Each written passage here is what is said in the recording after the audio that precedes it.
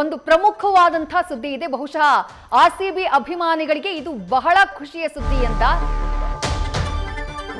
News ಫಸ್ಟ್ಗೆ ಸಿಗ್ತಾ ಇರುವಂತಹ ಎಕ್ಸ್ಕ್ಲೂಸಿವ್ ಮಾಹಿತಿ ಇದು.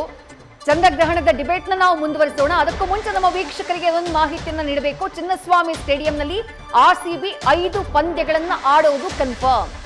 5 ಪಂದ್ಯಗಳು ಚಿನ್ನಸ್ವಾಮಿ ಸ್ಟೇಡಿಯಂನಲ್ಲಿ ನಡೆಯುತ್ತೆ. ಮ್ಯಾಚ್ ನಡೆಯುತ್ತೋ ಇಲ್ವೋ ಅನ್ನುವಂತಹ ಒಂದು ಗೊಂದಲ ಇತ್ತು.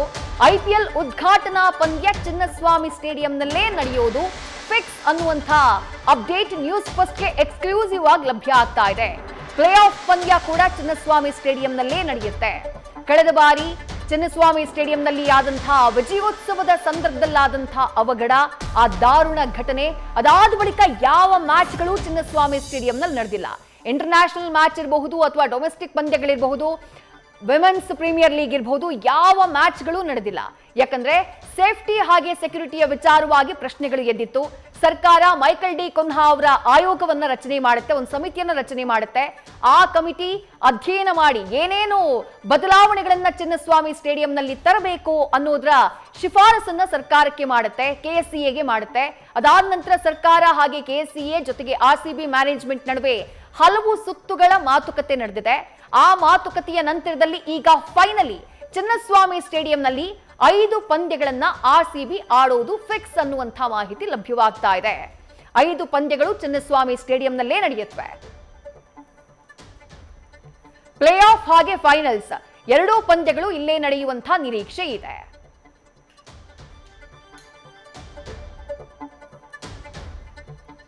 ಮತ್ತಷ್ಟು ಮಾಹಿತಿಯನ್ನ ನಮ್ಮ ಸ್ಪೋರ್ಟ್ಸ್ ಬ್ಯೂರೋ ಹೆಡ್ ಗಂಗಾಧರ್ ನೀಡ್ತಾ ಹೋಗ್ತಾರೆ. ಗಂಗಾಧರ್, ಇದೊಂದು ಪ್ರಶ್ನೆ ಎಲ್ಲರನ್ನ ಕಾಡ್ತಾ ಇತ್ತು.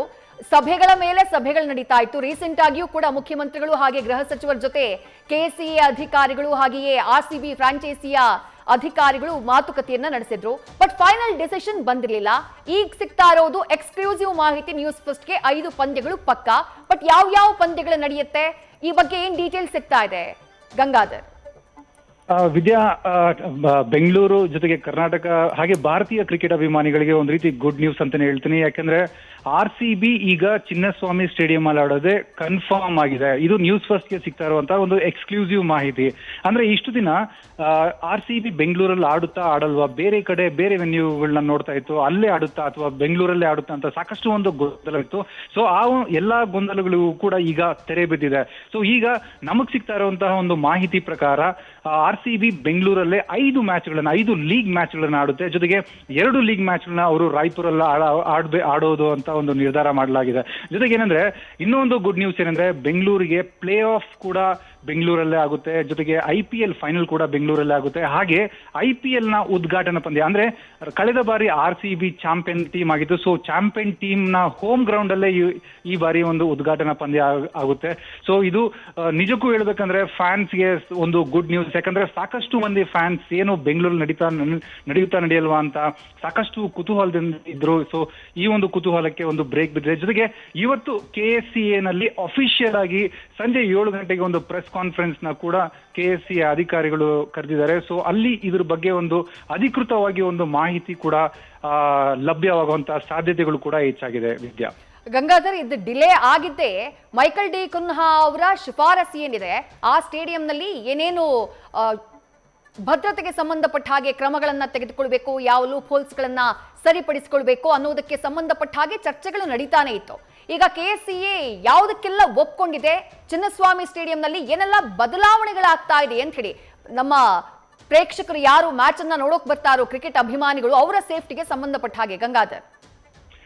ವಿಧಿ ಏನಂದ್ರೆ ಈಗ KSCA ಅವರು ಸಾಕಷ್ಟು ಒಂದು ಕ್ರಮಗಳನ್ನ ಕೈಗೊಳ್ತಾ ಇದ್ರೆ, ಅಂದ್ರೆ ಸ್ಟೇಡಿಯಂನ ಒಂದು ಡೆವಲಪ್ಮೆಂಟ್ ಅಂದ್ರೆ ಅಲ್ಲಿ ಗೇಟ್ ನ ಎಕ್ಸ್ಟೆಂಡ್ ವೈಡ್ನಿಂಗ್ ಮಾಡ್ತಾ ಇರೋದಿರ್ಬೋದು. ಜೊತೆಗೆ ಮೈಕಲ್ ಡಿ ಖನ್ನಾ ಅವರು ಎಲ್ಲ ಹೇಳಿದ್ರು. ಸೊ ಎಲ್ಲವನ್ನು ಕೂಡ ಈಗ KSCA ಅಫಿಷಿಯಲ್ಸ್ ಈಗ ಮಾಡೋದಕ್ಕೆ ಮುಂದಾಗಿದ್ದಾರೆ. ಇನ್ನೂ ಕೆಲಸಗಳು ಕೂಡ ನಡೀತಾ ಇದೆ.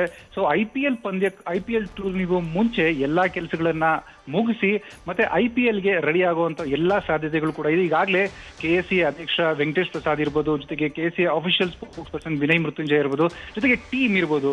ಸೊ ಈಗಾಗಲೇ ನಮ್ಗೆ ಎಲ್ಲರಿಗೂ ಗೊತ್ತಿರೋ ಹಾಗೆ ಗವರ್ಮೆಂಟ್ ಅಫಿಷಿಯಲ್ಸ್ ಹತ್ರ ಇರ್ಬೋದು, ಜೊತೆಗೆ GBA ಅಫಿಷಿಯಲ್ಸ್ ಹತ್ರ ಇರ್ಬೋದು, ಎಲ್ಲರ ಹತ್ರನೂ ಕೂಡ ಎಲ್ಲರನ್ನೂ ಭೇಟಿ ಮಾಡಿದ್ದಾರೆ, ಚರ್ಚೆ ಮಾಡಿದ್ದಾರೆ. ಜೊತೆಗೆ ಏನಂದ್ರೆ ಅವಶ್ಯಕತೆ ಕ್ರಮ ಕ್ರಮಗಳನ್ನು ಸಹ ಕೈಗೊಂಡಿದ್ದಾರೆ. ಅಂದ್ರೆ ವೆಂಕಟೇಶ್ ಪ್ರಸಾದ್ ಹಾಗೆ KC official spokesperson Vinay Mrityunjaya ಅವರು ಹೇಳೋ ಪ್ರಕಾರ ಏನಂದ್ರೆ ಆನ್ ಟೈಮ್ ನಾವು ಎಲ್ಲ ಮೈಕಲ್ ಡಿ ಖನ್ನಾ ಏನೇನು ಹೇಳಿದ್ರು, ಏನೇನು ಶಿಫಾರಸ್ ಮಾಡಿದ್ರು ಎಲ್ಲವನ್ನು ನಾವು ಆನ್ ಟೈಮ್ ನಾವು ರೆಡಿ ಮಾಡ್ತೀವಿ. ಜೊತೆಗೆ ಕ್ರಿಕೆಟ್ ಫ್ಯಾನ್ಸ್ ನ ಒಂದು ಭದ್ರತೆ ವಿಚಾರವಾಗಿ ನಾವು ಯಾವುದೇ ರೀತಿಯಾದ ಒಂದು ಕಾಂಪ್ರಮೈಸ್ ಆಗಲ್ಲ. ಗವರ್ಮೆಂಟ್ ಏನ್ ಹೇಳಿದ್ದಾರೆ, ಜೊತೆಗೆ ಹೋಮ್ ಮಿನಿಸ್ಟ್ರಿ ಏನ್ ಹೇಳಿದೆ, ಎಲ್ಲದಕ್ಕೂ ಕೂಡ ನಾವು ಪ್ರಿಪೇರ್ ಆಗಿವಿ, ಎಲ್ಲವನ್ನು ಕೂಡ ನಾವು ರೆಡಿ ಮಾಡಿದೀವಿ ಅಂತ. ಸೊ ಈಗಾಗಲೇ ಹೋಮ್ ಮಿನಿಸ್ಟ್ರಿ ಕೂಡ ಹೇಳಿತ್ತು RCB ಜೊತೆಗೆ KSA ಇಬ್ರು ಜೊತೆಯಲ್ಲಿ ಕೆಲಸ ಮಾಡಬೇಕು, ಯಾವುದೇ ರೀತಿಯಾದ ಒಂದು ಅಹಿತಕರ ಘಟನೆ ಆಗದಂತೆ ನೀವು ನೋಡ್ಕೊಬೇಕು ಅಂತ. ಸೊ ಈಗ RCB ಮತ್ತೆ KSA ಆಫಿಷಿಯಲ್ಸ್ ಇಬ್ರು ಕೂಡ ಒಂದಾಗಿದ್ದಾರೆ. IPL ಒಂದು $1 ಮಿಲಿಯನ್ ಟೂರ್ನಿನ ಯಶಸ್ಸುಗೊಳಿಸೋದಕ್ಕೆ ಏನೇನು ಕ್ರಮಗಳನ್ನ ಕೈಗೊಳ್ಬೇಕು, ಸೊ ಎಲ್ಲವನ್ನು ಈಗ ಜೊತೆಗೆ ಏನಂದ್ರೆ ರೈಟ್. ಥ್ಯಾಂಕ್ ಯು ಗಂಗಾಧರ್ ತಮ್ಮೆಲ್ಲ ಮಾಹಿತಿಗೆ.